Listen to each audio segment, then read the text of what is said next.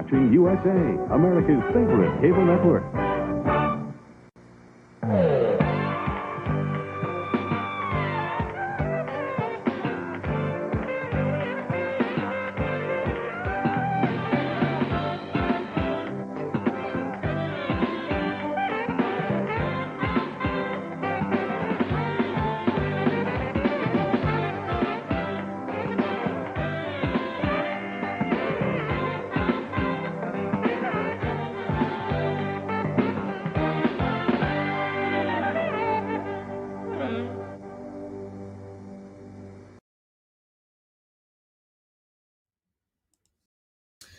Good evening, everyone. And look who we got with us. We got Toy Mama. We got John from Figuratively Speaking. Of course, Motu Jones are hanging out down there. He'll be with me in just a minute.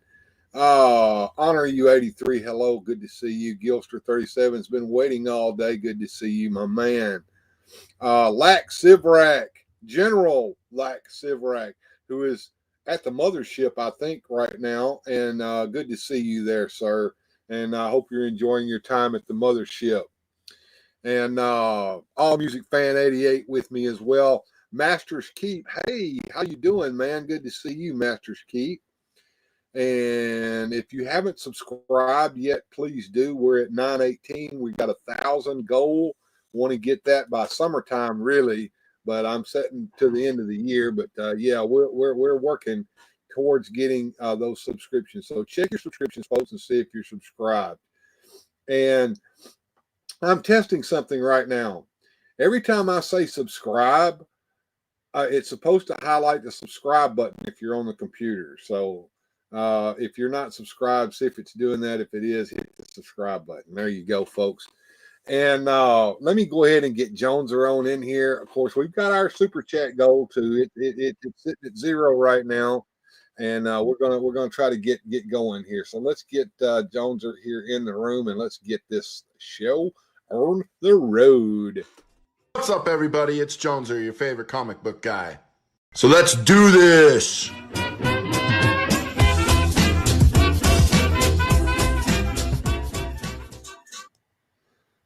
And there we go. You're on the other side this time. How about that? Hey. Wherever, as long as I'm in. Well, I'm ready to rock and roll all night and party every day, my friend. So here we are. Joneser. Yeah, I'm trying it different right now, Joneser. I mean, we can go back to our regular guest, scene whenever I want to, you know. But this scene here is taking it directly out of Video Ninja's room that we're in right now. So I want to see how that works out for us. Well, you are the producer of the show, Bill. You're the producer of the show, and you're the star of the show, and you're the perpetrator of all the nonsense that will be had tonight. So you are the master of your own destiny. I am. Screw Your Feelings is here. Hello, sir. Hello, and headlocks, everyone. Good Friday to you all. Gee, it seems like it was just last week that we were doing an up all night, and then I turned around and did Sunday. Figuratively Speaking with a $2 super chat. Thank you, sir. I appreciate that.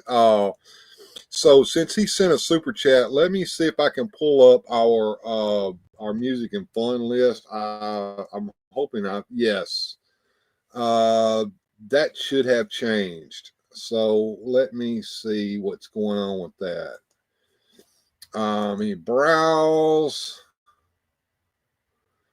You look down here and see if I've got a different screen, because I've added a little bit to this music and fun list. Music and fun is going to be up here. Here we go. Open. And it doesn't want to show me the new one. All right. Let me do this. Let me come back down here to the guest scene, go into the studio mode. And yeah, this is the spur of the moment up all night, folks. So just remember that. Thank you for the super chat there, Figuratively Speaking. No burning down the house. Love you, my friend. Tending a bonfire. Yeah. Don't burn the house down, buddy. Don't burn the house down, General Lack. All right. Music and fun. Why is that list 4, not? 8, 6, 2, 3. Burning down the house. Boom. Burning down the house. Yeah, that'd be a pretty good song to add to our music and fun list, would it not? Dug that song. I thought it was very underrated and unappreciated. It's one of those ones you never think of till someone puts it on the jukebox and you go, oh, I remember this one.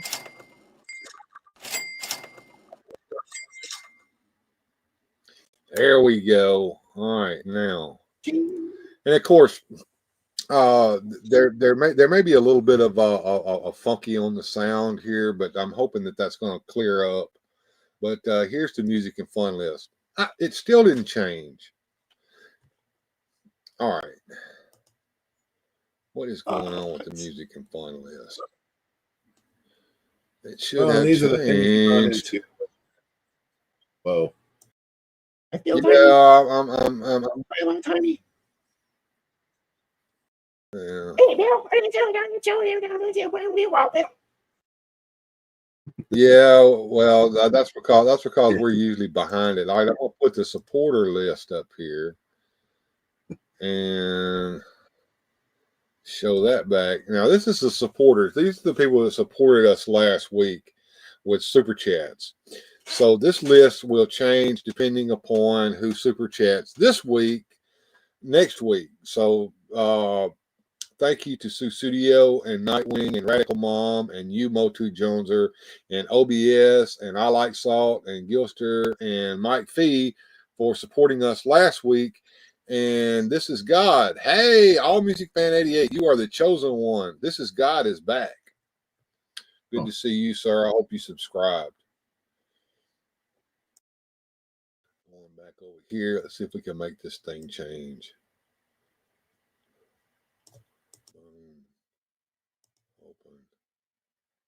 And well, fiddly sticks. All right, fine. Be that way. Tell you what, guys, I got a new set of commercials for you. And now, not so quickly, Bill. What's up, Too much shit going on here. All right. I'm caffeinated. Well, Bill, I don't want to alarm you, but God is saying that He's going to send $1 million from His checking account to you. God, we're going to hold you to that. To every red cent, send it. Yeah, you're not I the want that real money. God. I want that money. Does Gene Simmons make naked Stratos feet like? Does someone make naked Stratos feet like Beastman? Yes, there are two people making naked Stratos feet. One is Barbarossa. Those feet are a little big. And two, our friend Lee at Lee Customs does them as well. Now they're different feet. Lee Customs casts his from the Sabretooth Marvel Legends figure. I'm not quite sure where Barbarossa's getting his from, but I have a sneaking suspicion it's probably from one of the classics figures. So if you want some naked Stratos feet, hit one of those guys up. They'll hook you up. And thank you, Toy Mama, thank you for reminding everybody to hit that like button and subscribe if you haven't already. And OBS is with us. How's it going, OBS? Let me know. Have you found you a job yet? Or are you sitting at home being lazy and watching TV and YouTubies? We wait with a bated breath as I continue to figure out what the hell is going on with my music and fun list that I updated earlier today, and it doesn't seem to be updating.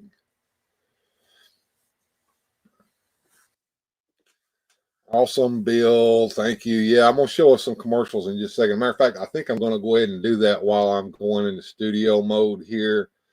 So, let's watch these commercials, and some of these commercials are just for you there, Gilster. Not Gilster, but I think it was Jeff.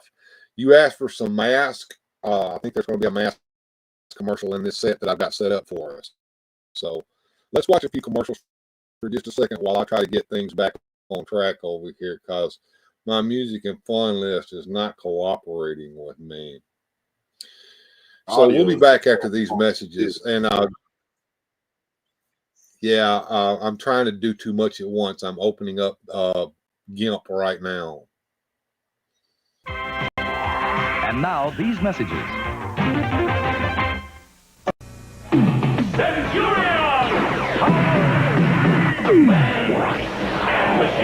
Jake Rockwell, Ace McCloud, and Doc Terror each sold separately. Trouble in rubber, Jake! Energize the assault mode! Let's do it! I name this Doc Terror down! Centurions! Take this! Energize the power mode! Bombs away! Fire! Now Doc Terror falls! Right, Jake? Right, Ace! New Centurions, Jake Rockwell, Ace McCloud, and Doc Terror come as shown, each sold separately. This is how you exterminate a bat! Batman, this is Karen Boyd from OnStar. I gotta signal your airbag went off. Should I send for an ambulance? Everything's fine. Send the police report to me. I'll contact them right away.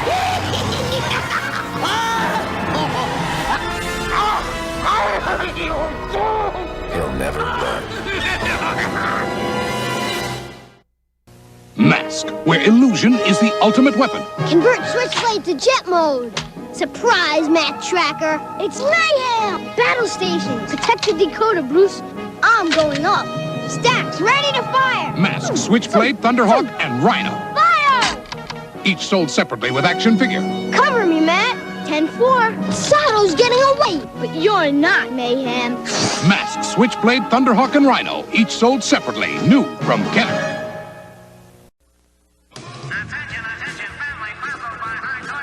Holy perplexity, Batman! Let's not be wildered, Robin.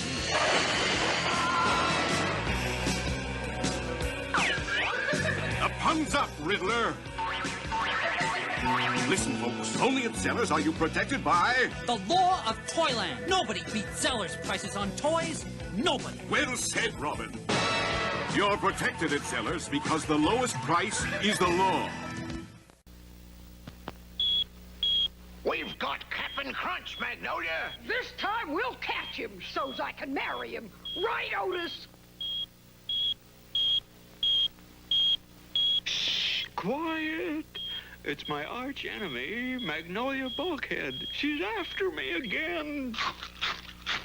Carlisle, no! One more crunchy mouthful of that Cap'n Crunch cereal, and they'll hear us for sure. We could put more milk on it to quiet it down. But Cap'n Crunch cereal stays crunchy, even in milk.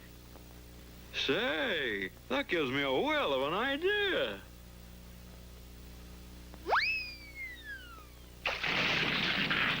There he is! I know that familiar crunch sound anywhere. Follow him, Otis!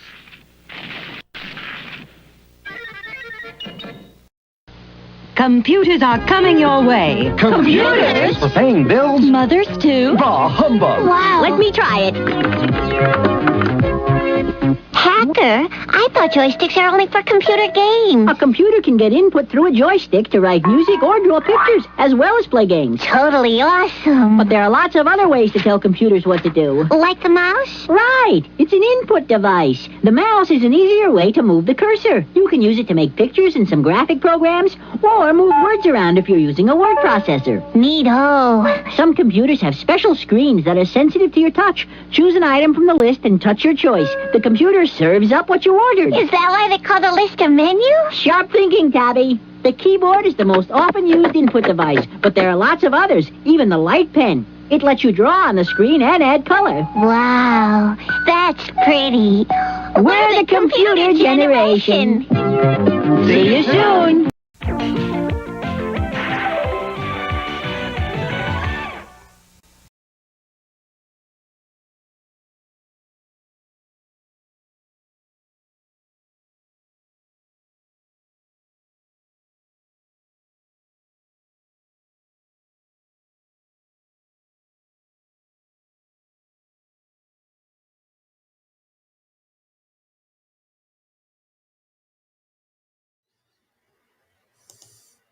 We're back. I'm still messing around over here. Okay. Yeah, Jonesy passed his stone last night or night before? Last night. between 3 and 4 in the morning. I'll tell you guys what, if you've ever had a kidney stone before, then well, no words are needed. And if you haven't ever passed a kidney stone before, nothing I can say will do it justice. You just have to experience said wonder. But yeah, it tests you. See what you can handle, what kind of pain you can take. You know, I saw an interesting little things that make you go today. So apparently there was a man and his wife were having a conversation about what hurts worse, getting kicked in the nuts or having a baby. And of course, you know what the woman said. Having a baby is hundreds and thousands of times worse than getting kicked in the nuts. And the man disagreed. He said, no, I don't think so.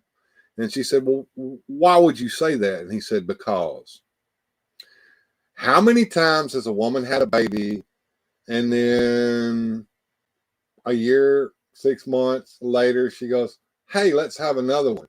But how many men have you ever heard say, hey, I love being kicked in the nuts. Let's do that one more time. Zero. Exactly. Is it okay if I tell a PG-13 rated dirty joke here? You can tell an R-rated one. I don't give a damn. Okay. We got an old man and old woman. They're at the bar. They've been married about 35 years. And they're sitting there talking, and the old man says over to her, hey, remember the first time we ever made love? And she goes, I do. It was right outside this bar, up against that old fence over there. And he says, yeah, that was one of the hottest nights of my life. Well, there's this younger guy. He's known them for years, and he's looking over there, and he can't help but he's eavesdropping in this conversation. He couldn't believe, man, they've been married so long, they're still into each other, they're still flirting, they're still cute. And he goes, hey, how about for old time's sake, honey, we go out there and do it again in that same spot? And she's like, well, okay. And so they go sneaking on out there, and they don't think anyone heard them, but that young guy, he heard them. So he goes out there. He wants to take a peek at this. He wants to see what's happening. He sees them get out there. She hitches her little britches down underneath her dress, and he comes up, drops his drawers, and he, gets into the go position, and they go up against their fence there. And he said, the next thing you know, they're screaming, and they're just going at it wild. He's never seen such moves. I mean, everything's shaking and convulsing, and they're screaming, and it's just mad, passionate, just unbelievable at the vigor of young people. And eventually, they both let out a scream and hit the floor. And he runs over, man, I can't believe this. That's the most amazing thing I've ever seen. And then the guy goes, yeah, back then that fence weren't electrified.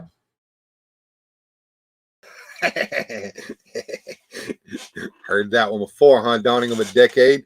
Good to see you, Dawning of a Decade. Glad you joined us tonight. If you haven't subscribed, please do. We have a subscriber goal going on over here. And we have a $2 super chat from Figuratively Speaking, John. And I'm hoping that my music and fun list is updated now. Yes, it is. As you can see, I've added a couple of things.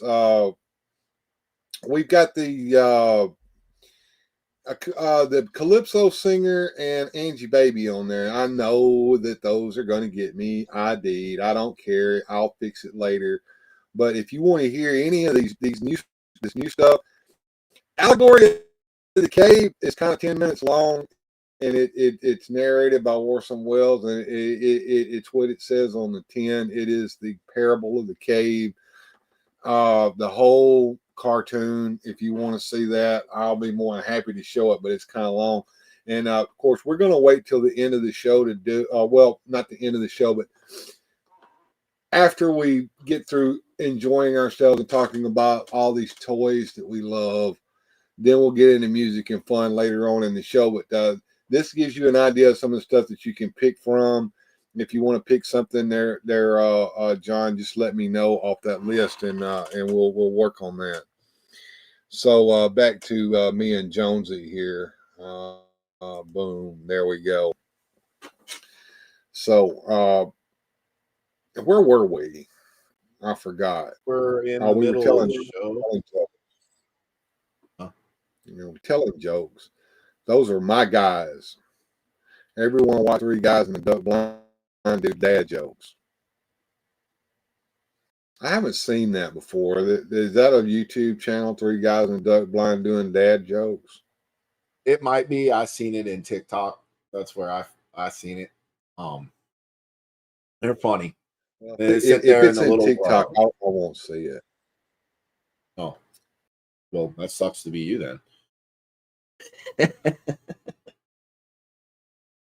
What don't? They sitting in like them little folding chairs or what have you, bag chairs, and sometimes camping or fishing or sitting in duck blinds, and then they tell corny dad jokes, and they're just so bad they're good.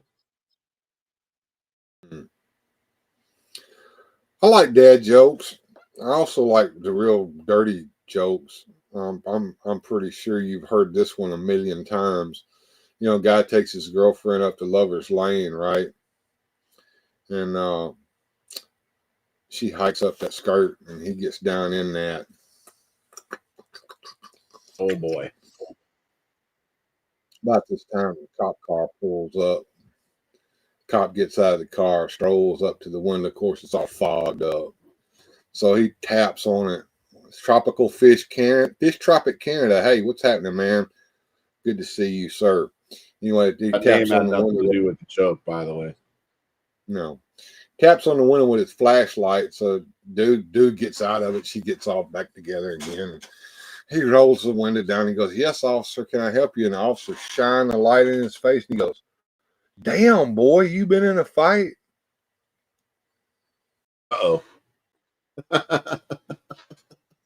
Dum, dum, dum.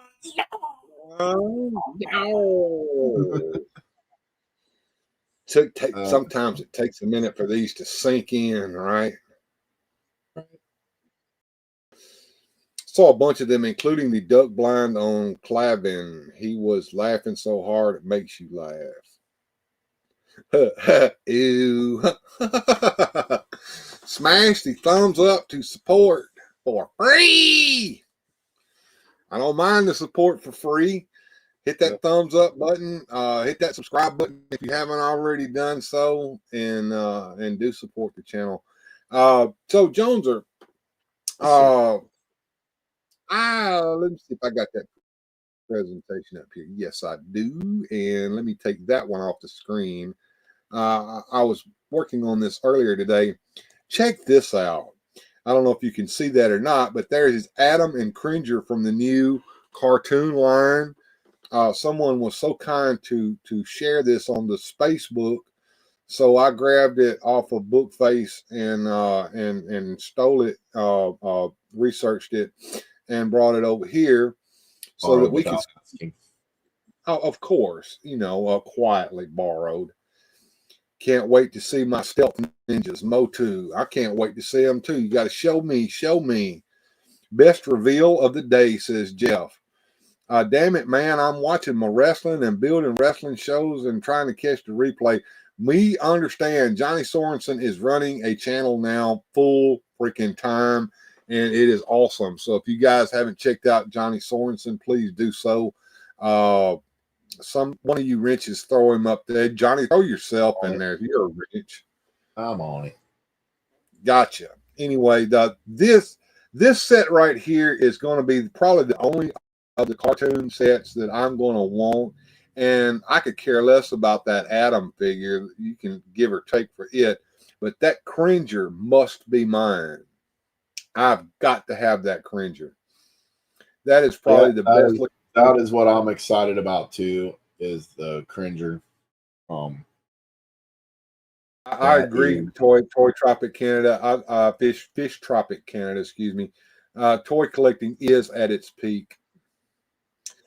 Jeff says he's not sure if it's going to be a 2-pack. I bet you dollars to donuts it will be a 2-pack.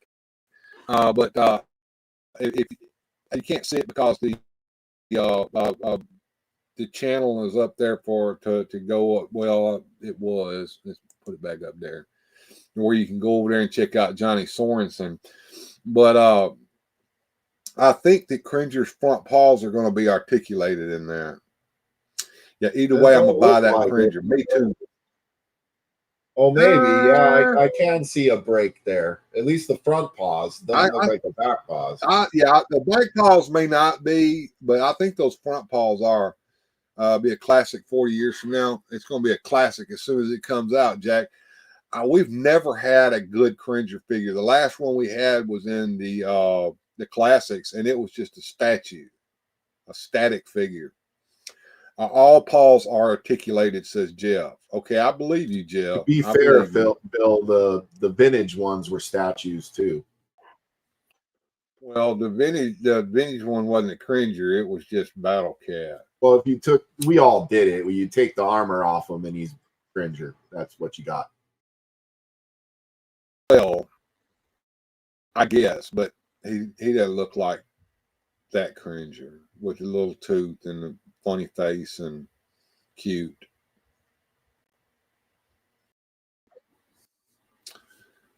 Wait, is that real? Yes, it's absolutely real, my friend. That is real. Yeah, this is. I want this. I want this fucking now. I'm gonna be honest with you. I want it now.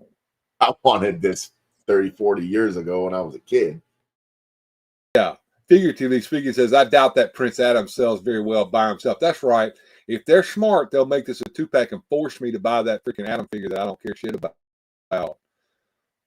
But that Cringer figure, look, they could put Adam and Nick and Stratos in the pack with a Cringer figure, and I'd buy them just to get the Cringer figure. Matter of fact, I don't want to say that ever again. Go ahead, Jones. I'm good. I got it out. What I'm saying, I don't want to say that ever again because I don't want to give them some bitches ideas on how to get rid of all them Nick and Stratos figures that they got. That's right. Just take my fucking money. All right. So this begs a question.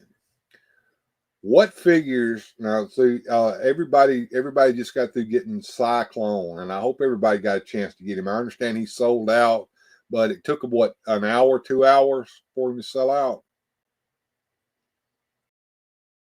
Something like that.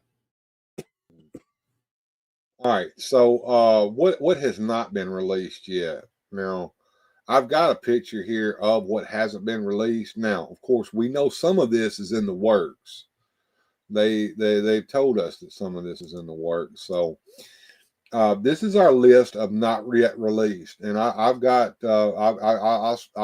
borrowed this from somewhere else as well, so don't worry about it. They got Megator and Titus on here as well. I don't know if they'll ever get to them, and if they do, they better be a lot bigger than Andre the Giant was in that other setup. Okay, thank you. I mean, they need to be big old boys. And I understand Hurricane Hordak has been teased, so we may be getting that. Multibot and Modulok. A lot of people are wanting those figures, especially Modulok. I'm kind of on the fence about Modulok myself. I don't give a shit about Twistoid or Rotar.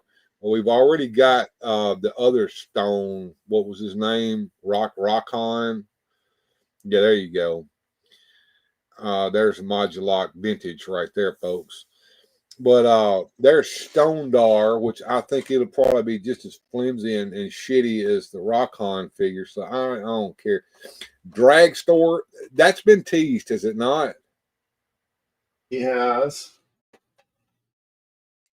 And Blast Attack, which I've never heard of.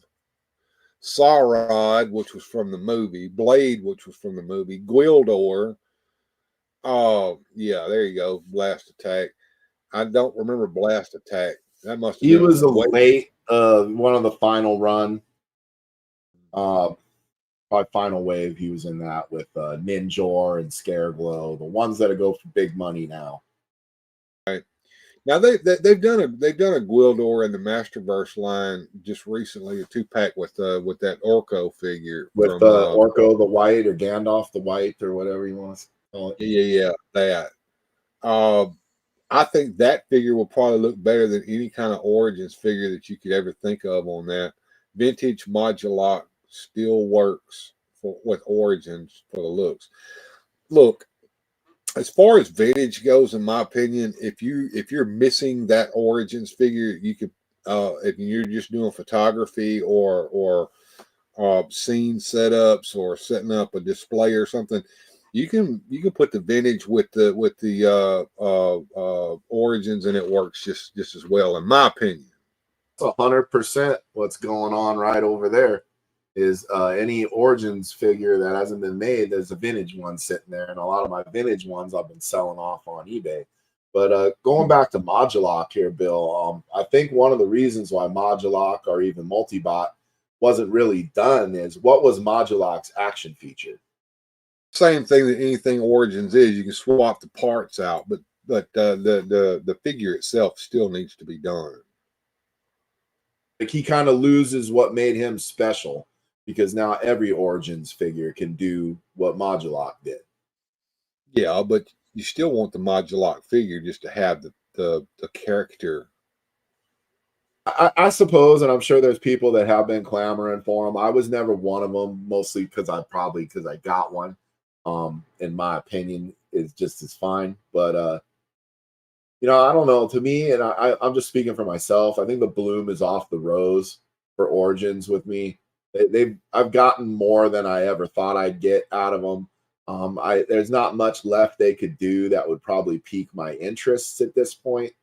I'm almost kind of checked out of the line. I think once I get Rio Blast, probably that's what pretty good. Yeah, that's what I want.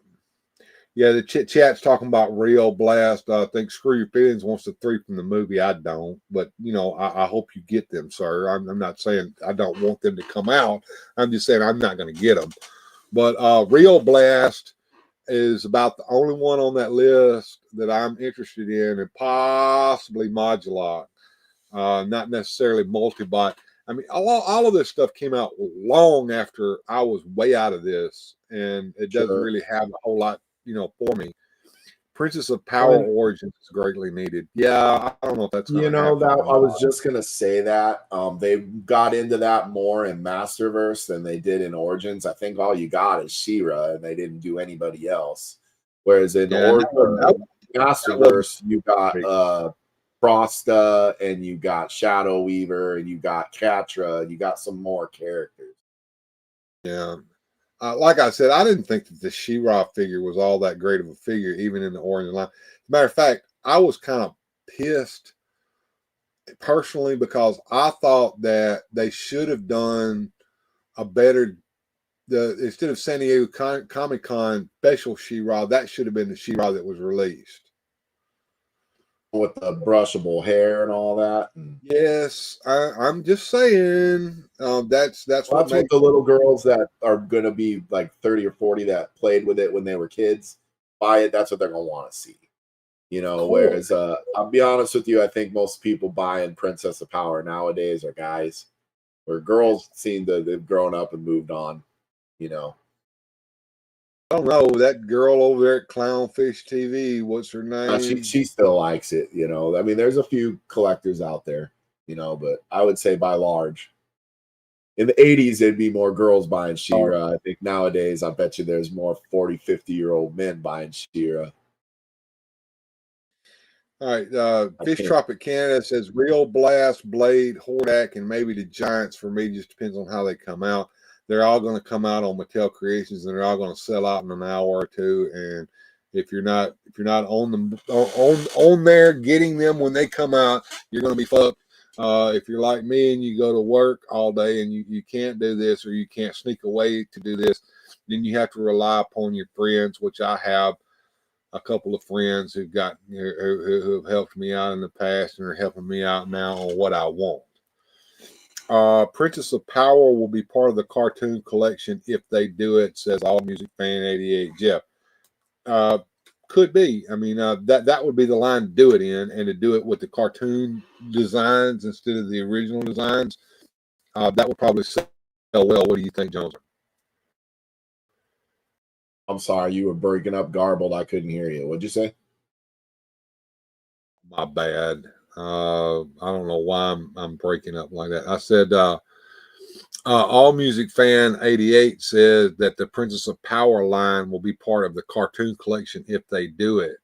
And I said that would probably be best, because that would be what will probably sell well, would be the cartoon designs instead of the original designs. What do you think?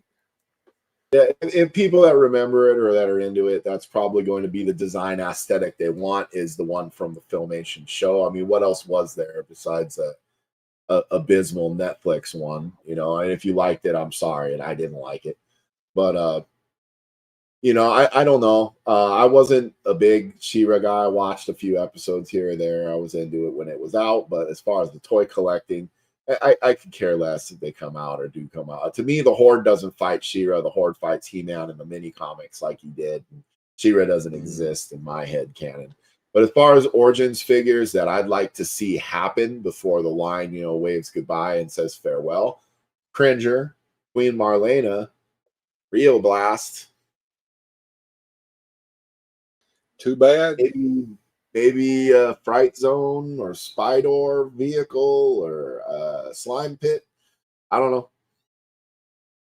Too Bad would be okay, but the Masterverse Too Bad steps in for that Origins one just beautifully if you put him up there. Yeah, he's a big old sucker though. Yeah, but he scales nicely. If you put that Masterverse Too Bad next to an Origins He-Man, it just looks like He-Man's fighting a giant two-headed monster, and it looks great. Mm-hmm. All of them are coming because they're on the He-Man side. Okay. Fish Tropic Canada talks about hopefully they'll ship to Canada. Have they fixed the fucking foreign shipping issue that they had that they didn't have a couple of months ago? I was watching Radical Toys cover it live when it was on, and it looked like he could buy one at the time. You know, he didn't try to, you know, because I hooked him up, I picked one up for him, you know, but I do think they could have. Correct me if I'm wrong in the chat. I'm not 100% on that. I know you couldn't for Snout Spout. Yeah, there's something fishy going on about that. Why suddenly with Snout Spout did all they are in Rock On too, if I'm not mistaken. Before that, they had no problem shipping internationally. Then suddenly they couldn't ship internationally at all. So Rock On got moved back and moved around. And then even when he did come in, it didn't work right. What the hell? Yeah, it's been fixed, says John. I don't know. I don't get it. Nightwing, the legendary Super Powers show, he says. Do you have let me get a notepad open. I hate opening a bunch of shit on my computer, but I've got to remember. Notepad.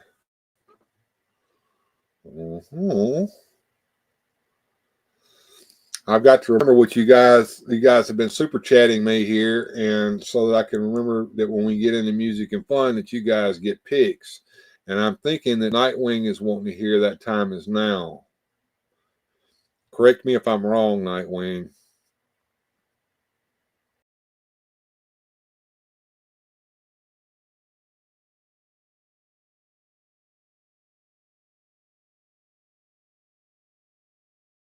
Jeff says on March the 26th, Mattel's going to reveal everything for this year. Captain Spaulding. Hello, Captain Spaulding. Good to see you. If you haven't subscribed, please do. He says the shipping issue is because they had contractual issues with where they were going. Yeah, I'm hearing that too. Nightwing saying that you're breaking up. Yeah, I'm opening a notepad. I hate it when I have to open up extra stuff over here. I may have to I may have to bow out and come back in, but hopefully it'll clear up. Am I getting any better? I can hear you now, but it comes and goes. Yeah. All right.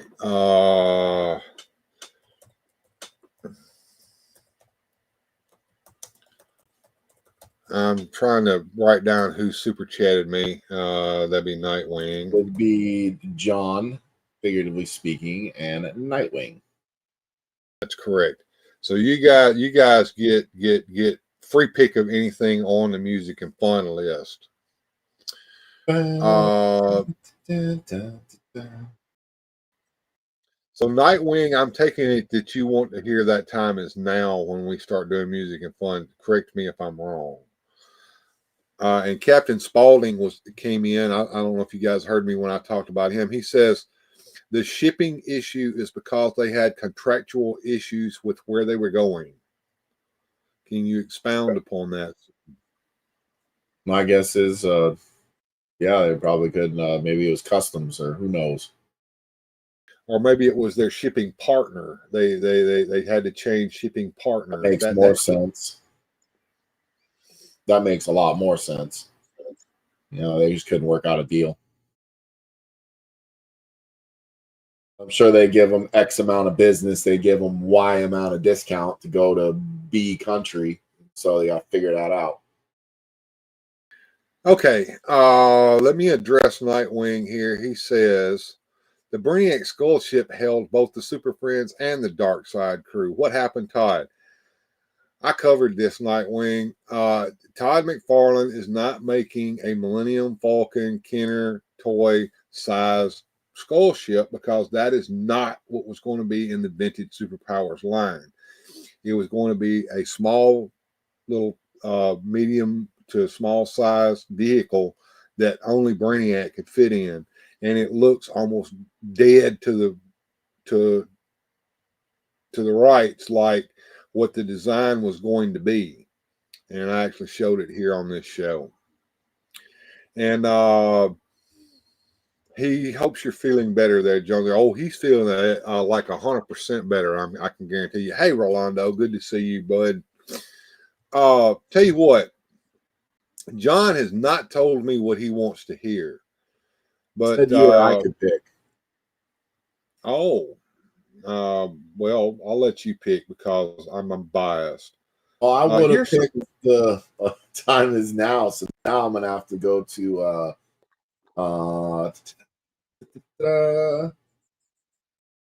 We Are the Masters of the Universe. The karaoke night. Well, that covers Jeff there. Here's something that some people would want. I don't care about at all. Is the Meteor-Ohs. Do you think that these should be released in the line? As a matter of fact, they've already been released in another line. I think Gojatron covered that here a few months ago, maybe at the end of last year. I wasn't into those. Those to me were just, that was when the bloom was off the rose with the original line, and they were just throwing anything out there. Somebody in marketing went, you know what sells, Dave? Transformers. We need things that transform into things. Put it into He-Man. Kids will love it. Make $1 million. Everybody that agrees gets a raise. This had already been released by some other company somewhere else. I want to say Japan or something. Screw Your Feelings has become a member of the channel. Welcome to Basic Supporter, my friend. That means a hell of a lot to me. I'm telling you what, that means a hell of a lot to me. Screw Your Feelings. Thank you so damn much. We're just doing it. Look, this wouldn't have happened if we hadn't decided to go crazy and do it up all night, right? So hey, good things happen to those who lose their fucking mind.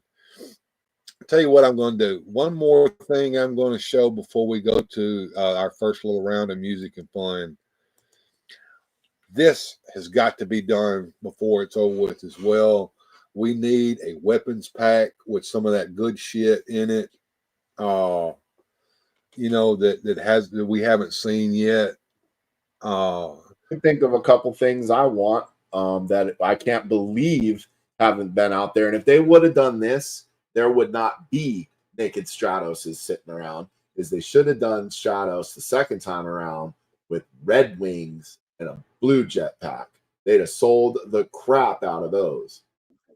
Yeah, and he wouldn't be still sitting on the goddamn shelf all of this. When did that thing come out? 2 years ago, and it's been sitting there all this time.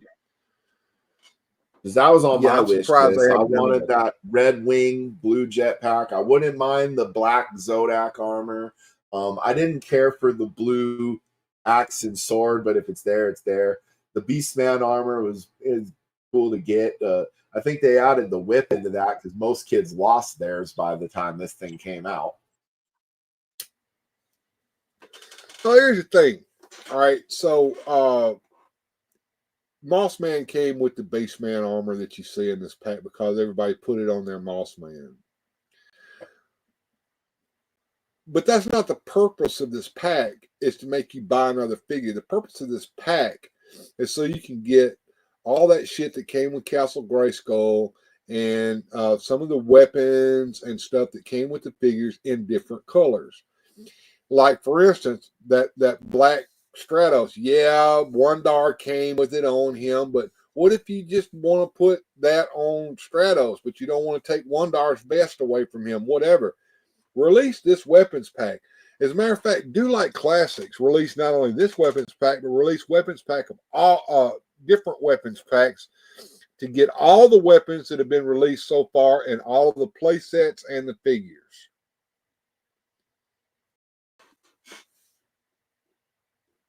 What surprised me that wasn't in this weapons pack is that little tiny gun from Castle Grayskull, because every kid lost that almost immediately.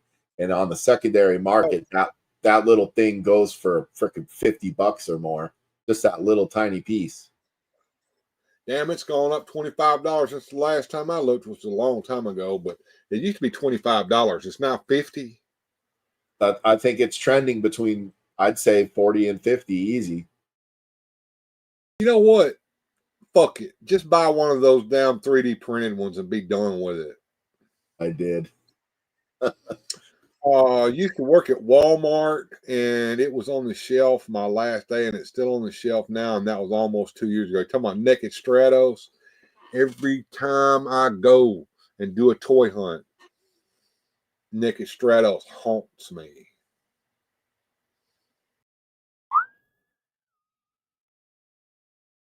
Yeah.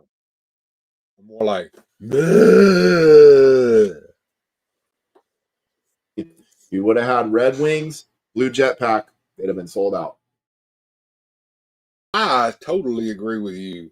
I had to go and buy Rey Mysterio to get. I heard that don't fit right, though. I've heard there's a problem there. And I tried. I had a spare set of vintage ones, and I tried to slap those on there, and those don't really fit right either. About the wings or the jetpack? Both. It just sits funny on them. It doesn't really work.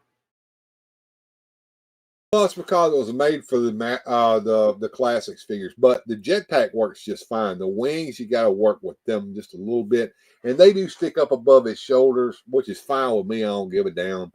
But you got to heat them up and kind of get them on over his wrist here, and that's the hard part. Bend them without breaking them too. Yeah, pretty much. Am I losing the chat here? Stratos needs his necklace and staff. Yeah, I had to buy the Masterverse Stratos to get a proper necklace. Yeah, you can buy 3D printed necklace, the feather necklace for naked Stratos, but it ain't nearly as nice as the one that's on that Masterverse one, and it does just fine. Let me refresh this screen here so we can catch back up with the chat. Audio is faded, Bill. Here, let me go over here and check my settings on my mic.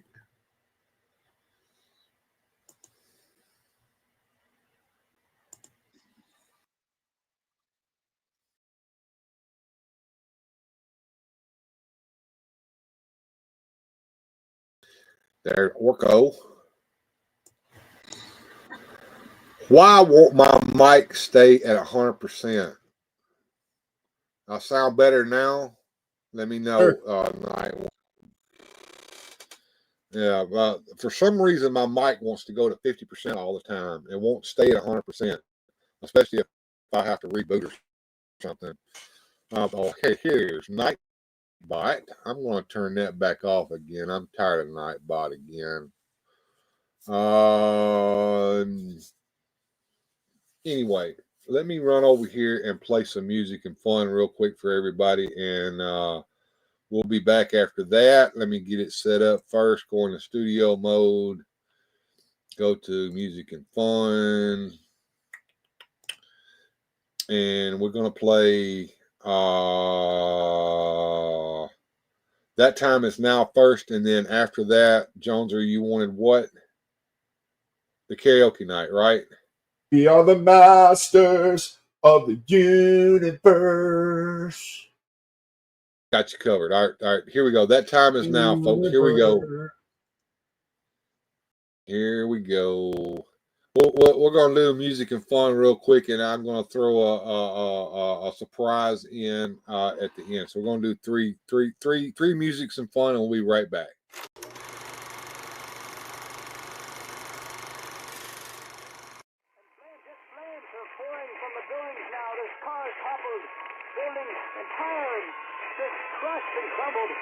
I'm not sure if it's safe to report from my vantage point. I really need to leave.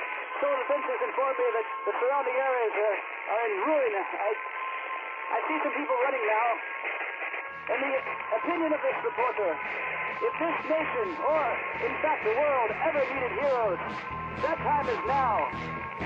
That time is now.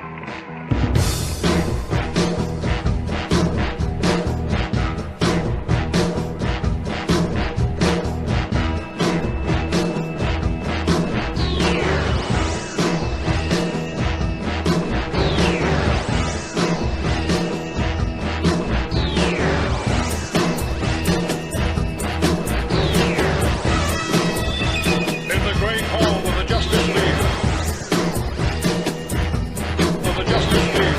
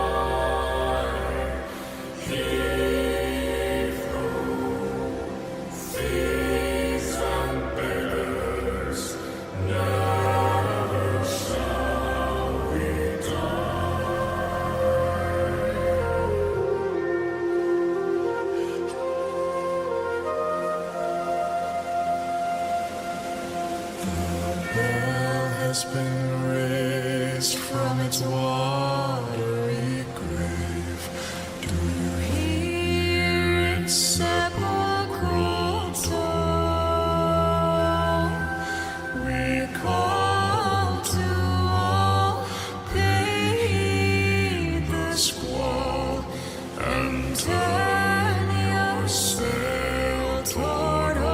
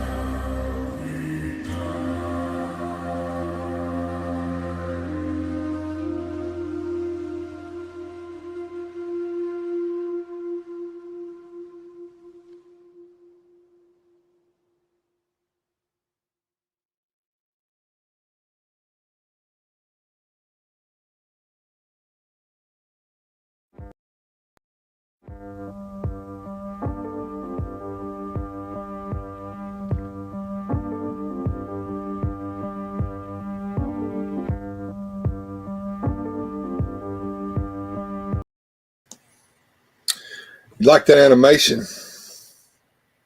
Yeah, I've never seen that before. I never heard that before. So that was a first for me. Okay. I'll tell you where that came from. Imagine that you're a young Bill. It's 1978. And you're staying up late so that you can watch Doctor Who on PBS. And it's going to be one of those compilations where they show all 4 episodes in like one big block, like a movie. Got you. But the show before it, whatever the hell it was, ended early. So they had some time to kill on PBS. Well, they killed the time with shit like this.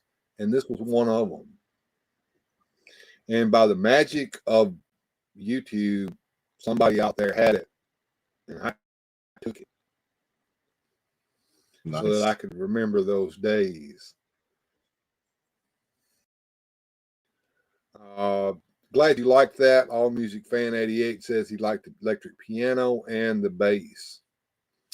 The animation was dope, says OBS. Sort of Schoolhouse Rock style, kind of. Something like they would show on those late night music shows. I forget the names. Like Friday night videos or something like that. Yeah, possibly. Well, like I said, this was straight off of PBS. I've got some more shit like this in my bag of tricks over here. So it's all on the music and fun list here. You see Angie Babies down there underneath karaoke night. I've got the Calypso Singer too, which is a cool little animation and song, and it's funny as well. Plus, we have the stuff that we've already done. The music list gets bigger and bigger as the weeks go by. Don Kirshner rock concert, kind of late night. Yeah. Love that late night stuff that they used to do, like Friday night videos and stuff like that. Do you remember those, Joneser? You know, I'm not really sure. The things I remember were like the weird little ditties, like on the Saturday morning cartoons. They'd be in between stuff, you know, stuff like where it'd be like, after these messages, we'll be right back, you know, like kind of stuff like that. Mm-hmm. You're talking about like the Bod Squad stuff from ABC, like Yuck Mouth and sure, or just the weird. weird little things you'd get, like, I'm just a Bill sitting on the house in Capitol Hill, like that kind of thing. And that's Schoolhouse Rock there. NBC did some. I've been trying to get my hands on those. There was one with looked like Wonder Woman, but she was big and fat, and there were superheroes, and they were teaching you about the metric system. I want to get my hands on those. Hey, Studio, good to see you. Glad you decided to come in and join us. HBO intro Model Town reminds me of. Here's one for the memory banks, Bill. Remember this one? 1, 2, 3, 4, 5, 6, 7, 8, 9, 10, 11, 12.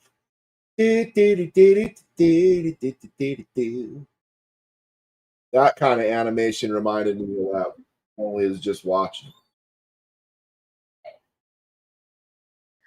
I might find that and put that up here, but I'm sure the Television Workshop would not like it one damn bit. I really believe, not to correct you, Bill, but I believe that was from the Electric Company. I don't believe that was from Sesame Street. Okay. We will have to find out which one of us is correct. I know, Bill, you are breaking up, sir. Yeah, I have been breaking up pretty bad here lately. It sucks. And if I do anything like reboot or anything like that, I'll kill the stream, and we can't have that. I don't know what to do to solve that. Might kill my cam. That might help.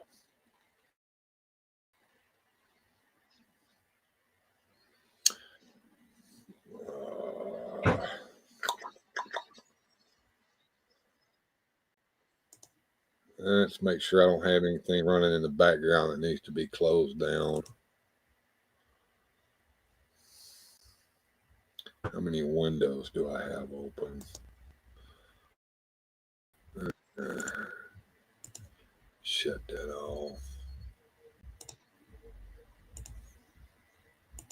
They also have the old Kids in. All right, I am going to.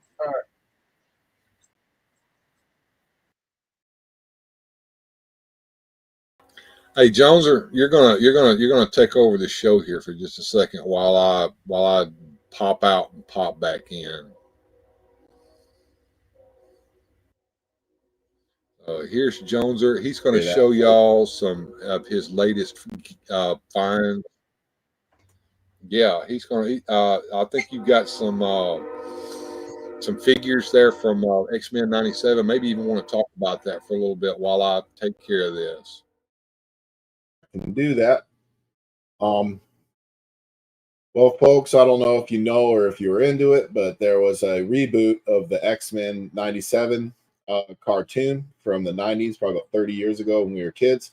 And there was some controversy about said cartoon. Some people were worried that it was going to do what most Disney Plus shows do, be woke or have, other things attached to it that have nothing to do with actually telling a cartoon story.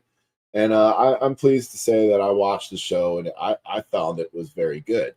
I had my hands up because I went through this with Masters of the Universe Revelation, and I can tell you that I can only speak to the first 2 episodes that I saw. They were very good, and they invoked the feeling I had when I was 12 years old and watched the show.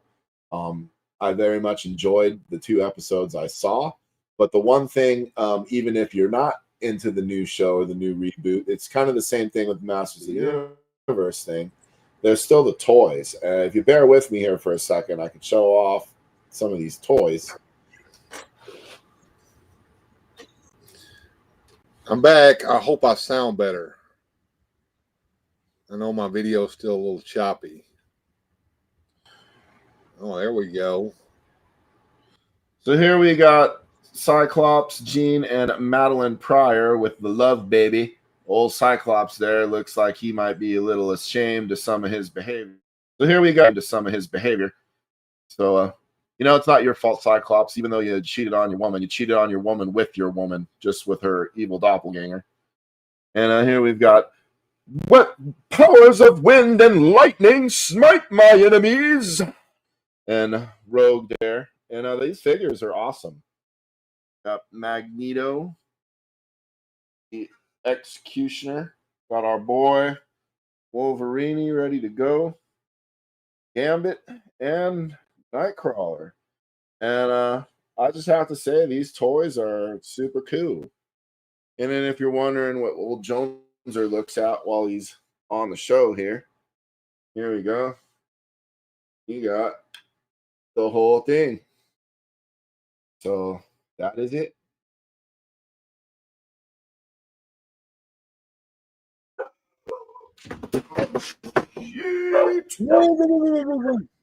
Hey, the folks are home. Looks like we need to take a quick commercial break here for Joneser to say hello to his wife and family as they come back home from the casinos.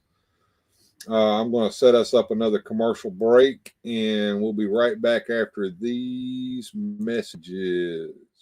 And now, these messages. How do you get shirts so clean, Mr. Lee? Ancient Chinese secret. My husband, some hotshot. Here's his ancient Chinese secret. New improved Calgon. Calgon's 2 water softeners soften wash water so detergents clean better. In hardest water, Calgon helps detergents get laundry up to 30% cleaner. We need more Calgon. Ancient Chinese secret, huh? Calgon helps detergents get laundry up to 30% cleaner. Lex Luthor has Superman trapped. He's using kryptonite to destroy his powers. Now you'll tell me why Superman peanut butter tastes so great. Never. So fresh roasted, so creamy, so yummy. Then its secret will be mine, all mine. I foiled again. Just wait, Superman. I'll find out. Superman peanut butter. Its strength is its great taste. It certainly is a big bun. It's a very big bun. Big, fluffy bun. It's a very big, fluffy bun. Where's the beef? Some hamburger places give you a lot less beef on a lot of bun. Where's the beef? At Wendy's, we serve a hamburger we modestly call a single. And Wendy's single has more beef than the Whopper or Big Mac. At Wendy's, you get more beef and less bun. Hey, where's the beef? I don't think there's anybody back there. You want something better. You're Wendy's kind of people. They're the A-Team. You know their shoulders are fortune. They're the A-Team. Helping people in need. Pretend that you're Hannibal. Murdoch or Face, or maybe B.A. Baracus. You know each one is a case. Each is sold separately with rifle and gear. If there's trouble to face, you know the A-Team's here. They're the A-Team. The A-Team. Hannibal, Face, Murdoch, and B.A. Baracus. Each is sold separately from Krona Toys. Attention, attention. Lady thinks high toy prices fishy. Holy sardine, Batman. Let's not sit on our perch, Robin.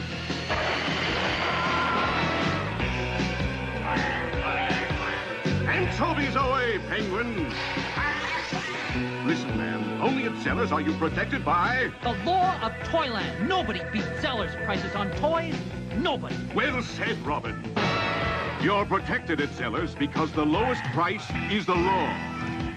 I know Cool, and Cool's teaming up with a good balanced breakfast. Teaming up with Mr. T cereal. It's getting on the team that knows how cool breakfast can be. You get a crispy corn taste with a touch of brown sugar. Teaming up with Mr. T. It's Cool. Teaming up with Mr. T. Golden sweet crispy teas. One bite and you're gonna be eating with a team that's teaming up with Mr. T. It's Cool. Teaming up with Mr. T. When you get up and get a drink, you really ought to stop and think about the way to quench your heavy thirst. The refrigerator is loaded, but before you grab a soda, why not try a big wet glass of water first? Cold water is a drink that you can trust. No one's ever lost use from rust. So try to drink this glassy. It's time to be clean your classic when you're thirsty. Reach for water, you know you reach water. It's the best no-calorie drink in all the world. And now, this message. And now, these messages. that shirt so clean, Mr. Lee? Ancient Chinese secret. My husband, some hotshot. Here's his ancient Chinese secret. New improved Calgon. Calgon's 2 water softeners soften wash water so detergents clean better. In hardest water. And now these.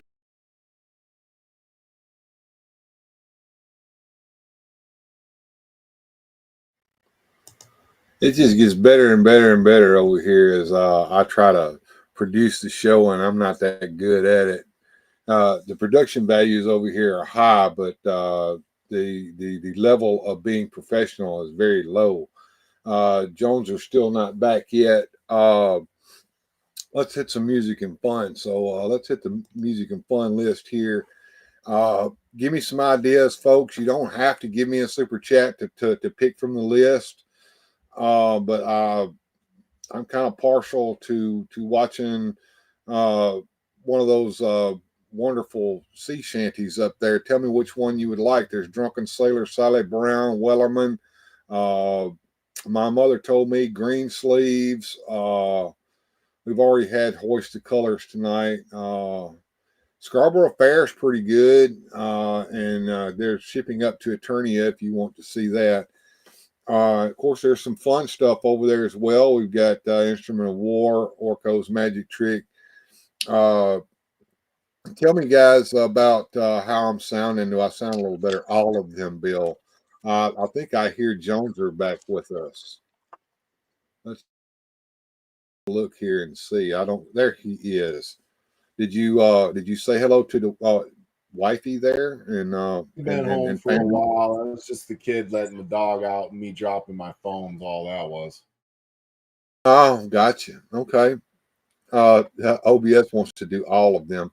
I don't know if we've got time for that. I mean, we started at 10 o'clock and it's already 11:22. I mean, time flies when you're having fun. Tell me, what is the allegory of the cave one? I'm duh.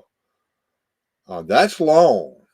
Are you up for allegory of the cave there, Jones? Or I don't even know what it is. All right. Once again, this was shown before Doctor Who to fill some time on PBS. I think this is about 10 minutes long, folks. And I'm going to watch the chat on this one because I don't want to lose anybody on this one, but this one is really, really good. And Orson Welles is actually doing the narration on this. And it's a cartoon, but it's Plato's Parable of the Cave being told by Orson Welles and a cartoon to illustrate it. Yeah, we'll do that, but first I think we need some music to kind of lighten things up. So I'm kind of hoping that somebody would pick something here from the music list to give me an idea, because I can pick anything on the list. I mean, Drunken Sailor is probably one of the most favorites, but it gets played so much I don't want you guys to get tired of it. And of course, I was going to get Joneser to talk a little bit about watching the X-Men '97 cartoon as well tonight before we hit the sack. But just chime in anytime you want, Joneser. You can butt in. Sally Brown says OBS. All right, we'll get you some Sally Brown there. And I'm quieting down so you can talk for a little bit there, Jonesy. Okay. Well, yeah, I guess I watched the show. I again was, apprehensive because there's a lot of negative feedback on the internet, and I think a lot of that negative feedback is from people, quite frankly, who didn't watch the show. And I think most of the people you hear from that have actually consumed, and again, I can only speak to the first 2 episodes because that's all I've seen of it, but it hit me right in the childhood. I was sent right back to being a kid when the show first came out. The music, that great intro, done by our favorite 2 composers, which are the same 2 that did the great He-Man song. They're also the same people that did the Power Rangers theme song. So these people got, superhero action theme songs down to a science. And when you see that intro for the first episode of the show, it's almost identical, just with a little more fleshed out and a couple extra characters. And you know, I don't want to get too much into spoilers, but I'll just say that, you know, they set up a warehouse scene, the kidnapped mutant, the Friends of Humanity, and you know, I'm here on the edge of my seat waiting to see my X-Men come out. And the first thing that happens, you know, you get a little lightning, a little thunder, and we all know who this is.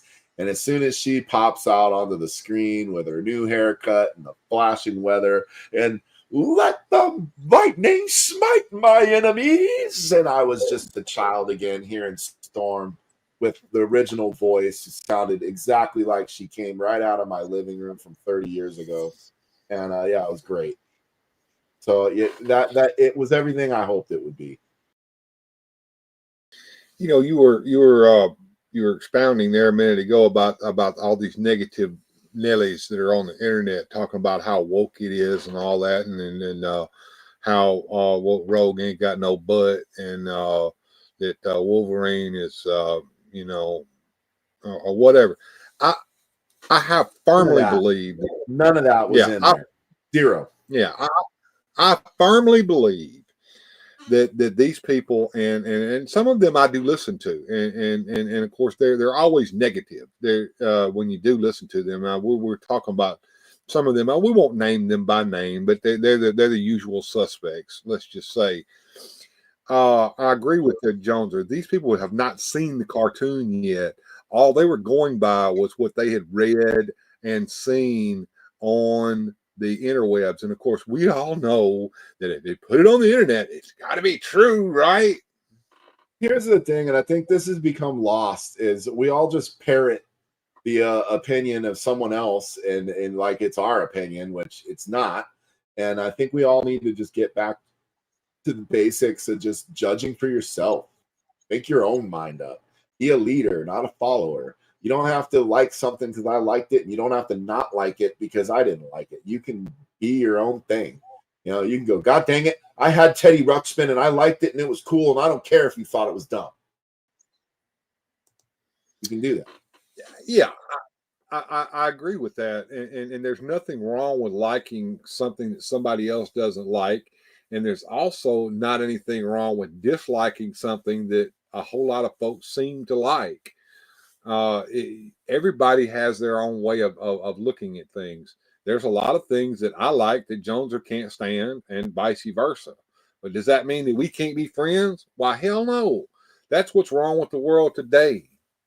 That's why you've got people who want to have their special little clubhouse and not let some people in and let other people in and stuff like that, because they can't deal with somebody who has a different thought in their head than them. And they want to live in an echo chamber where everybody we all think the same thing. We like all the same thing. We all vote the same way. We all have the same political ideals. And if you don't think that, it's not that you're different, it's you're wrong. You know, and I mean, that's just it. They're just meat. We must all be robotic. We must all be robots and think the same way and do the same things and watch the same shit on TV, because we cannot have thoughts of our own. We must have the thoughts that are given to us and put in our brain by YouTube and the interwebs. And to answer Screw Your Feelings comment there, that he's glad to hear that about the cartoon. I can only speak to the first 2 episodes. That's what I saw. That's what out there. I don't know if some of this nonsense is coming. I don't think it is. To me, the show was a love letter to the original fans. They have so many Easter eggs and little nods to not just the old show, but the comic book. And it really just seems like it was everything Kevin Smith promised Masters of the Universe Revelation would be, and only was in the trailer. This seems to be the whole thing, you know? Well, I want to give a big shout out to Big Mike over at Manic Plastic Toy Shop, who shared with me earlier this week on the Insta. Someone made a side-by-side comparison where they showed the intro to X-Men 97 Vintage side by side with the new one, so you can see what the animation looks like and what the intro looks like and what they changed in it. It looks like a new season of the original one. Just they just changed little things in it to update it for the new season, not to update and not it. only that, the original probably had maybe 6-7 frames per second animation, 8 frames per second. I don't know. This stuff it's smoother. It's because it's easier to do now with the computers and all that, and so it's updated. I mean, is it a little more simplified? Because the other stuff, like they were talking about Rogue's butt. Well, you could take a little time to draw something out a little more because you only needed to move it 8 frames a second or whatever it moved, if even that. Whereas this, the designs are a little more sleek. They're a little more simplified, so you can get that fluid. I'm telling you, the action scenes in this are going to blow your socks off. Question. Yes, sir.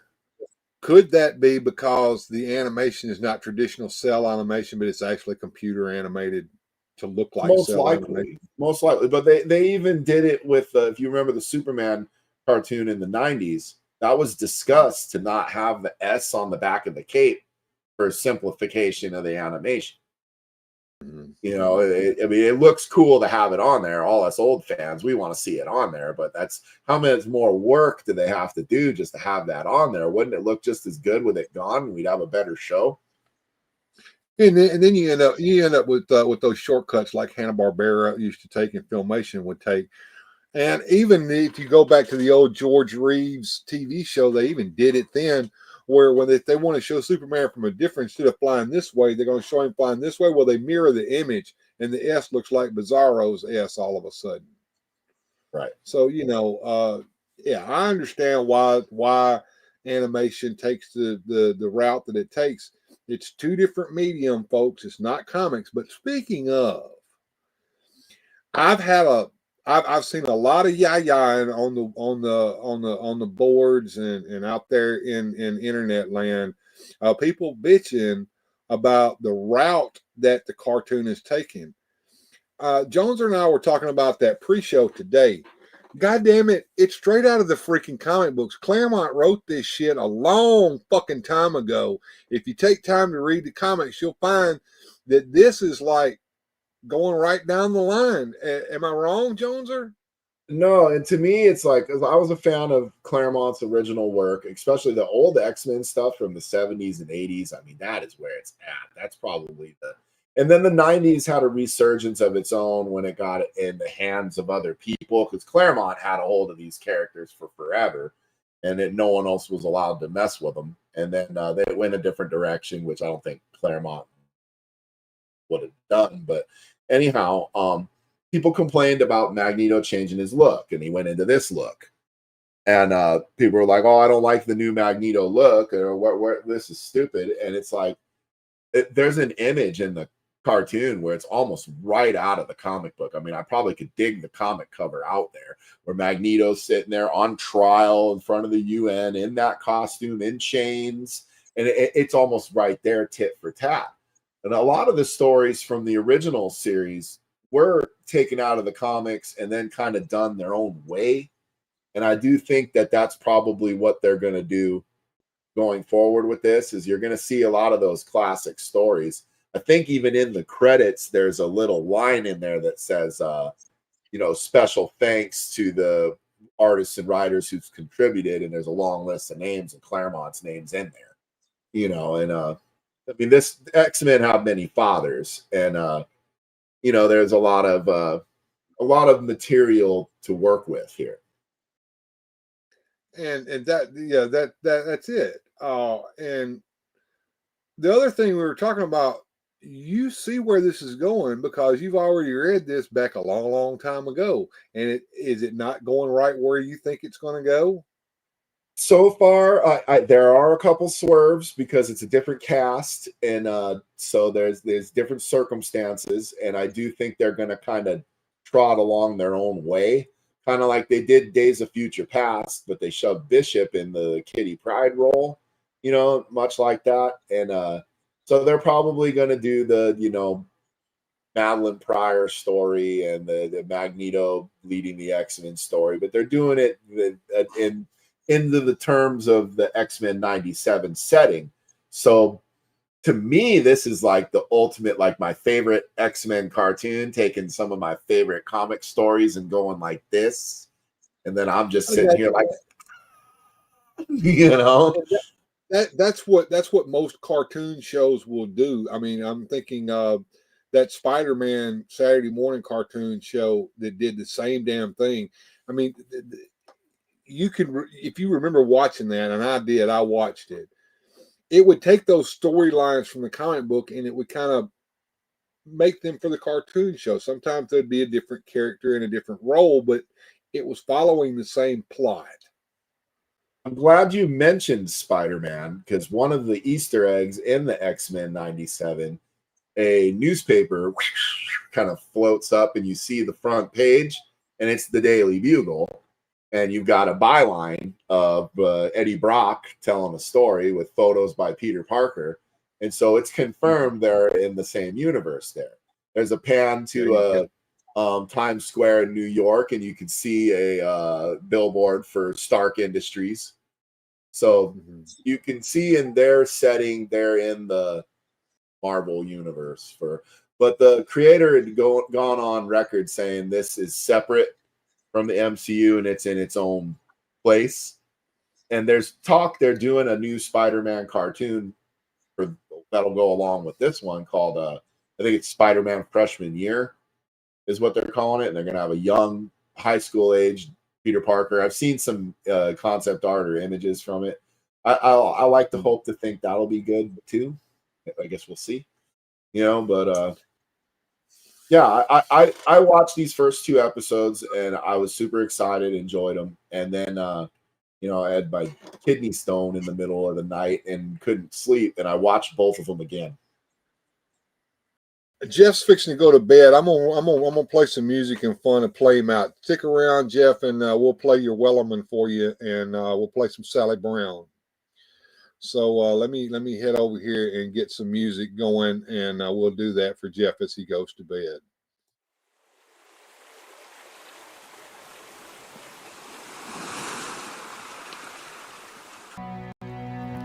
There once was a ship that put to sea, and the name of the ship was the Billy O.T. The winds blew up her bow, up down, or below my bully boys blow. Soon may the Wellerman come to bring us sugar and tea and rum. One day when the tonguing is done, we'll take our leave and go. She'd not been 2 weeks from shore when down on her a right whale bore. The captain called all hands and swore he'd take that whale in tow. Soon may the Wellerman come to bring us sugar and tea and rum. One day when the tonguing is done, we'll take our leave and go.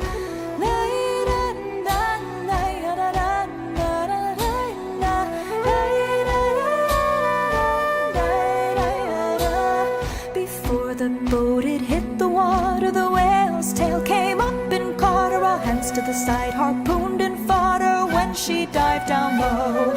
Soon may the Wellerman come to bring us sugar and tea and rum. One day when the tonguing is done, we'll take our leave and go. No line was cut, no whale was freed. The captain's mind was not of greed, and he belonged to the whaleman's creed. She took that ship in tow. Soon may the Wellerman come to bring us sugar and tea and rum. One day when the tonguing is done, we'll take our leave and go.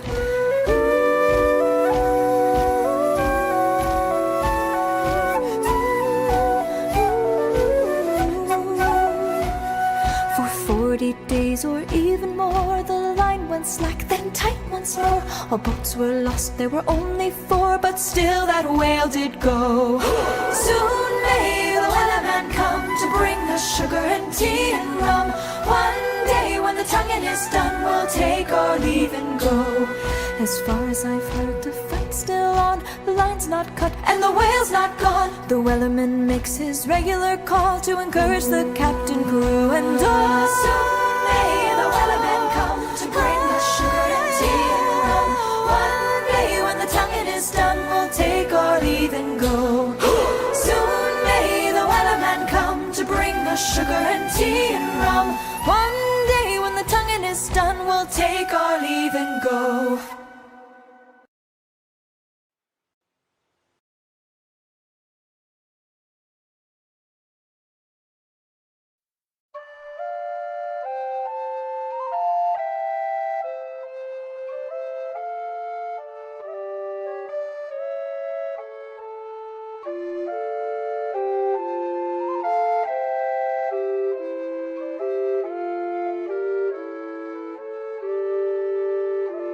Alas, my love, you do me wrong to cast me off discourteously, for I have loved you all night long, delighting in your company.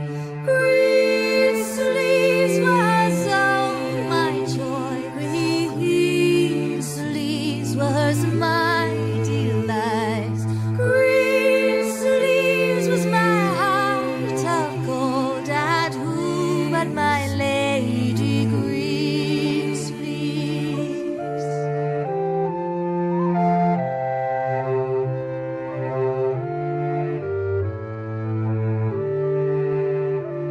Your vows you've broken like my heart.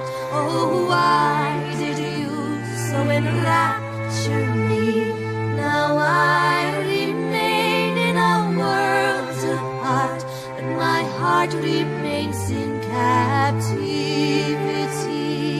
Green sleeves was all my joy, green sleeves was my delight. Green sleeves was my heart of gold, and who but my lady green sleeves?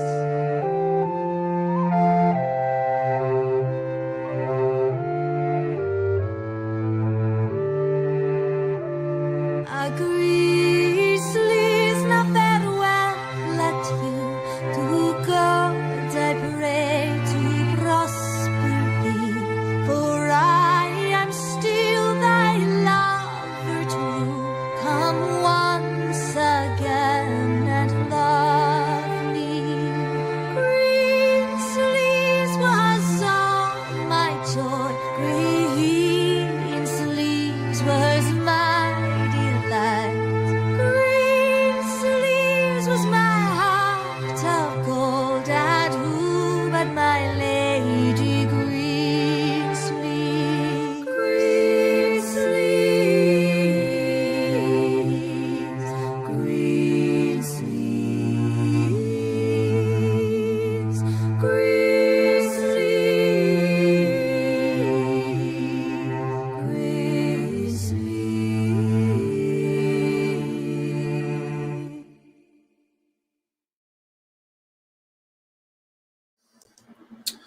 And we're back, and I wish a good night to All Music Fan 88 Jeff. Glad you could be here with us tonight. Don't know where Joneser is, but I see Superman over there. Hey, Soups. OBS, are you still with us here in a minute? Because we're going to have to go here in about 15 minutes. I was going to play the Allegory of the Cave just for you. It's a little long, so I'm sure that's worth it to save to the end. I don't know what Jones was up to. I just got through making myself another cup of coffee, and so we're going to play the Allegory of the Cave here in a minute. If you guys want to hear anything else while that's going on, let me know in the chat so that I can cue it up after Allegory of the Cave. Are you ready for some Allegory of the Cave here in a sec there, Jones? I suppose I is. You know, sound like that the tone of your voice was like, I have no choice, Bill. Well, you are kind of the producer, and I'm kind of the man in the bubble, and I do my best with what I can and can't hear and can and can't control. I'm going to let a cat out of the bag here. I don't know if it's going to happen or not, folks, but Joneser's been threatening to live stream tomorrow at some point. Are you still thinking about doing that, brother? We'll see. I'm looking around the basement, and I've got so much work to do down here. So I think we're going to leave that as a definitely maybe. Okay. I know that last week I threw once again my gauntlet in the ring, and you were going to do that, but then you've spent the last week in mortal agony, and I understand that. That's true. But maybe someday we'll see a room tour, but he's got to clean the damn thing up first, I think. Well, that's part of the problem, or at least where I can know where everything is, because it's kind of hard to show off what you got when you don't even know where it all is. You know, it's like, oh, here's my well, I think that's over here, and you know, so I want to get it all presentable so I could pan the camera around the whole room and go, here's my stack of boxes of procrastination over here, and here's a forgotten corner I haven't dusted in a while, and over there's lyrics mess, and you know, instead it'll look like a good room like it should. Yeah. I'm kind of partial to a before-after shot as well. Maybe do that. We could do that. That'd be more impressive. Yeah, could be. We'll see. All right. I don't know who all's still with us. Are you looking at the thing there to tell me how many folks we got watching us, or at least I see 9, but that number's floated between 9 and 15 all night. Yeah, it's been a pretty much an up all night. Yeah, I do these on the spur of the moment. I never advertise them. So if you don't have your note, I hate to cut you off here, but it's Friday night. And so we're looking for a special kind of person. We're looking for somebody out there who's got nothing better to do on a Friday night. Watch it at midnight. Yeah. That is a very special person. We appreciate every one of you. Absolutely. I appreciate everyone who has been so generous tonight to get us almost up to $10. It's sitting at $9 right now. Maybe somebody will give us $1. Maybe somebody's to give us $1 to tell me to cut the damn thing off when I start playing it. But we're going to do Allegory of the Cave. Let me get into studio mode here and make sure I got that queued up. And if you guys want to hear anything else, just pop in the chat there and give me some suggestions, and I will certainly put that up as well. But here it is, and I think that this is apropos, because when we look out at the world today and we see the things that we see, what are we looking at? Keep that in your mind as you watch this. Here we go. Allegory of the Cave.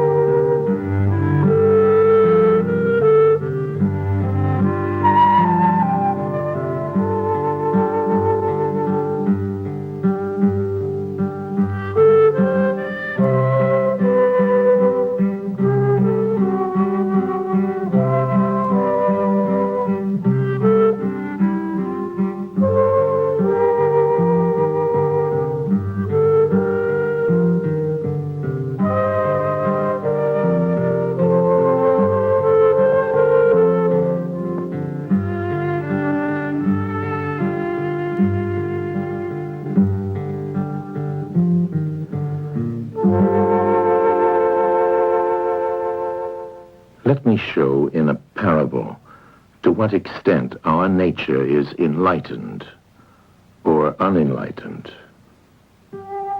Envision human figures living in an underground cave with a long entrance across the whole width of the cave. Here they have been from their childhood and have their legs and necks chained so that they cannot move and can only see before them, being prevented by the chains from turning their heads around. Above and behind them, a fire is blazing at a distance. They see only their own shadows, which the fire throws on the opposite wall of the cave. For how could they see anything but the shadows if they were never allowed to move their heads?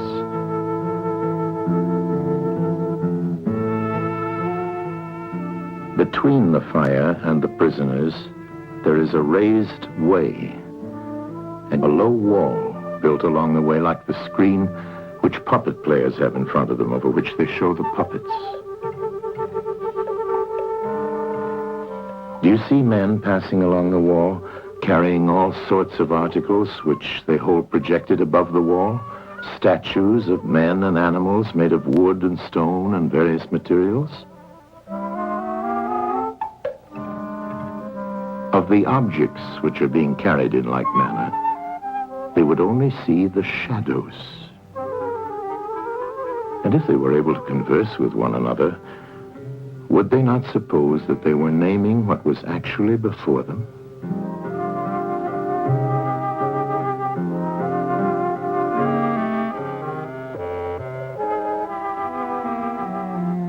And suppose further that there was an echo which came from the wall.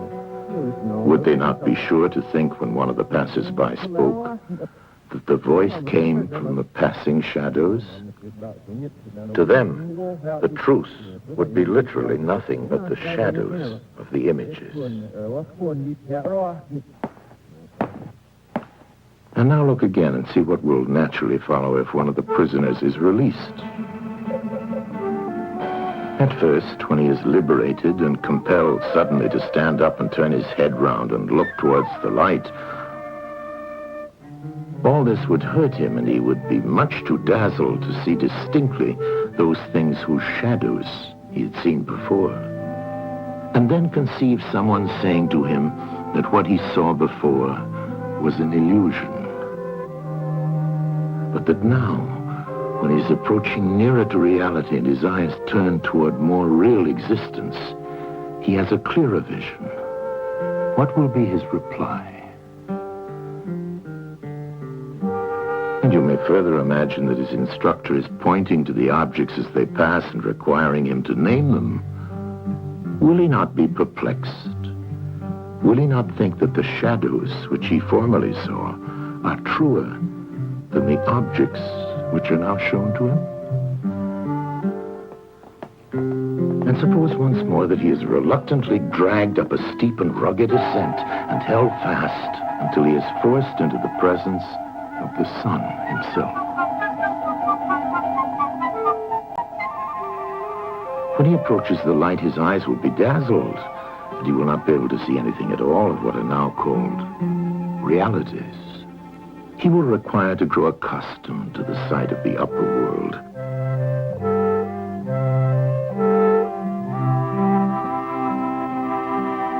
And first he will see the shadows best.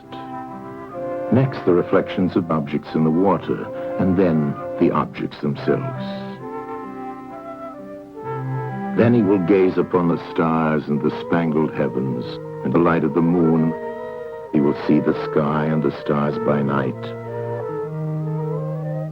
Last of all, he will be able to see the sun, and not mere reflections of it in the water, but he will see the sun in its own proper place, and not in another. And he will contemplate the sun as it is. Will he not then proceed to argue that it is the sun who gives the season and the years, and is the guardian of all that is in the visible world, and in a certain way the cause of all things which his fellows have been accustomed to behold? Clearly he would first see the sun, and then reason about it. And when he remembered his old habitation and what was the wisdom of the cave and his fellow prisoners, do you not suppose that he would bless himself for the change and pity them?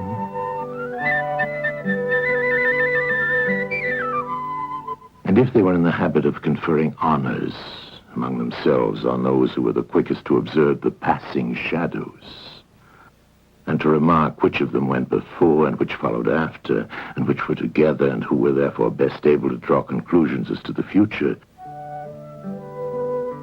Do you think that he would care for such honors and glories, or envy the possessors of them? Would he not say with Homer, better to be the poor servant of a poor master, and to endure anything rather than think as they do and live after their manner? Imagine once more such a one coming suddenly out of the sun to be replaced in his old situation. Would he not be certain to have his eyes full of darkness? And if there were a contest of measuring the shadows, and he had to compete with the prisoners who had never moved out of the den, while his sight was still weak, and before his eyes had become steady, wouldn't they all laugh at him and say he had spoiled his eyesight by going up there, and that it was better not to even think of ascending?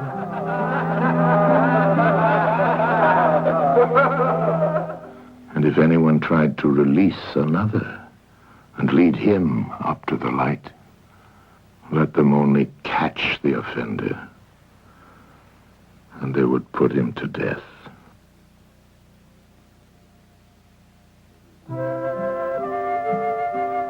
It is the task of the enlightened not only to ascend to learning and to see the good, but to be willing to descend again to those prisoners and to share their troubles and their honors, whether they are worth having or not. And this they must do, even with the prospect of death. They shall give of their help to one another, wherever each class is able to help the community.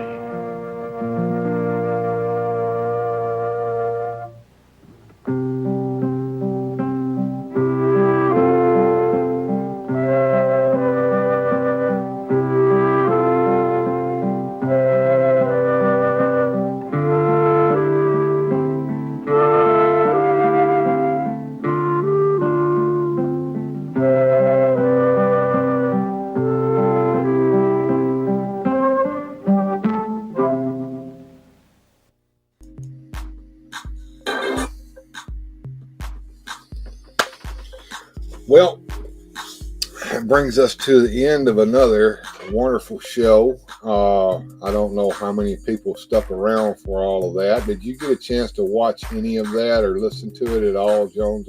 I can hear it on my end. I'm hearing it like an hour before I see it. So I did the best I could to connect the dots. But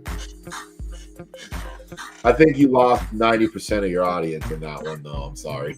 Yeah, I've shown that before on here, and I was told by Largo never to show that on here. So it's on the list in spite of all that shit. It's well worth watching. It's well worth looking at. It tells the story of the prisoners in the cave looking at the shadows on the wall and thinking that that's reality. And then one is taken out and shown what reality is, yet if he comes back, they laugh at him, and they would even kill him if they had a chance to. It reminds me of the world in which we live today, where people are sitting there looking at the shadows and thinking that that's the reality, when the reality is out there behind them, and they refuse to believe it. Listening to that, it just reminded me of crazy Orson Welles stories where I heard he was hired by the end of his life to do voiceovers, where he would just show up drunk and incoherent and work how he wanted to work and say what he wanted to say and expect exorbitant amounts of money to do so. And I'm imagining this was probably recorded around that time. Probably was. And knowing him, I mean, he will read Plato all day long, but give him some frozen peas and he'll go nuts. I've got those, by the way, as well. I don't know if you've ever seen them before, but I did a whole episode of nothing but Drunky Wells getting drunk trying to sell some champagne. Oh, yeah, those are classic. I have seen some of that. That is classic. Yeah, you go back and you watch some of the older stuff here on the show. Yeah, we covered some Orson Welles. Hey, Ben Stutley, evening, gents. Just dropping by. Quick, all the best. Thank you for being here and saying hey. Looked like he retracted his message there, but I can still see it. But yeah, I see Joneser's yawning. I did a yawn just a minute ago. You hear the ducks in the background. It is 12:02. I do. You have to forgive me. I've been up since 3 in the morning. Yeah, I know you had to pass that stone out your pee hole, and I know that was painful as fuck. But was it like immediate relief?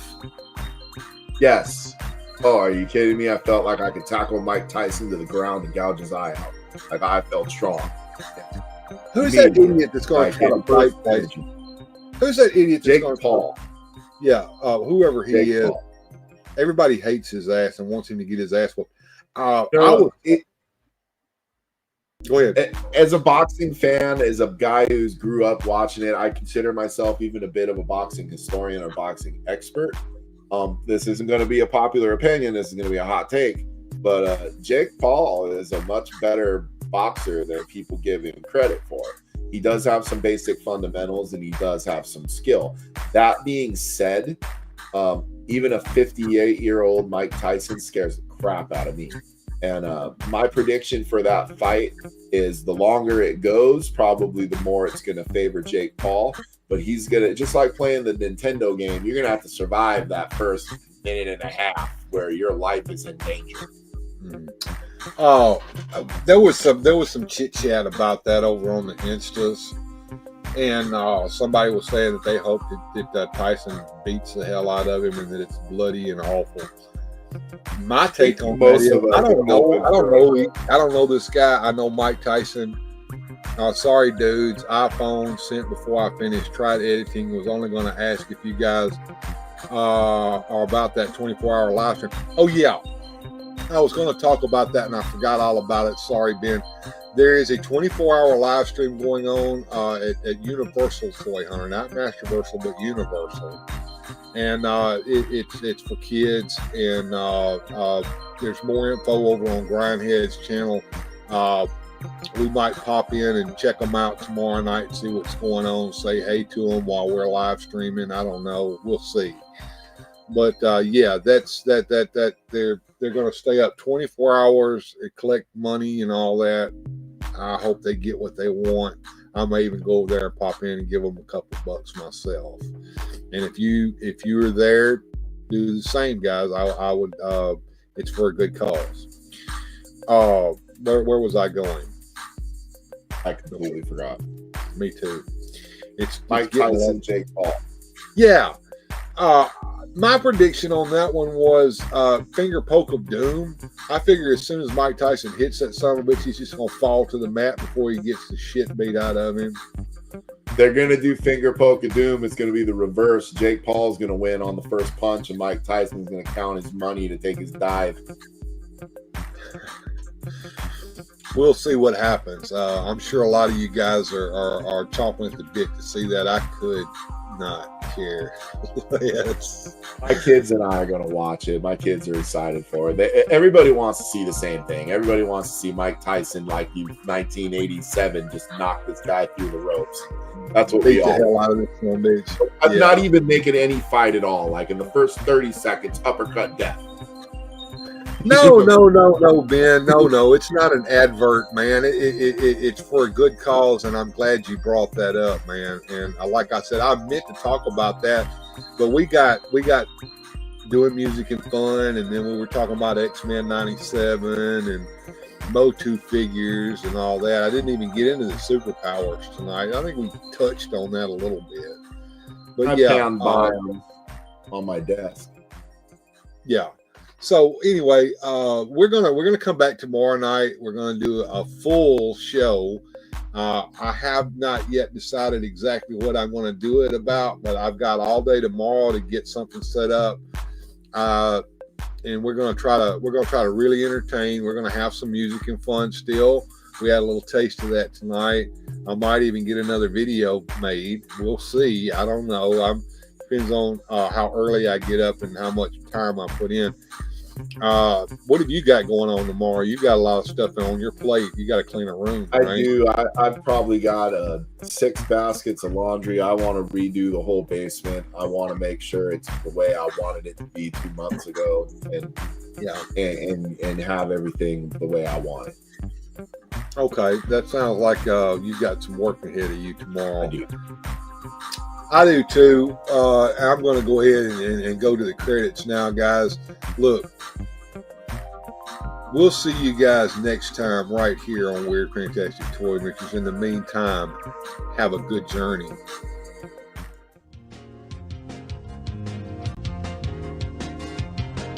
Special thanks to the channel supporters. Without your help, these adventures would not be possible. Thanks for watching. If you enjoyed today's adventure, please hit like, subscribe, and share the video.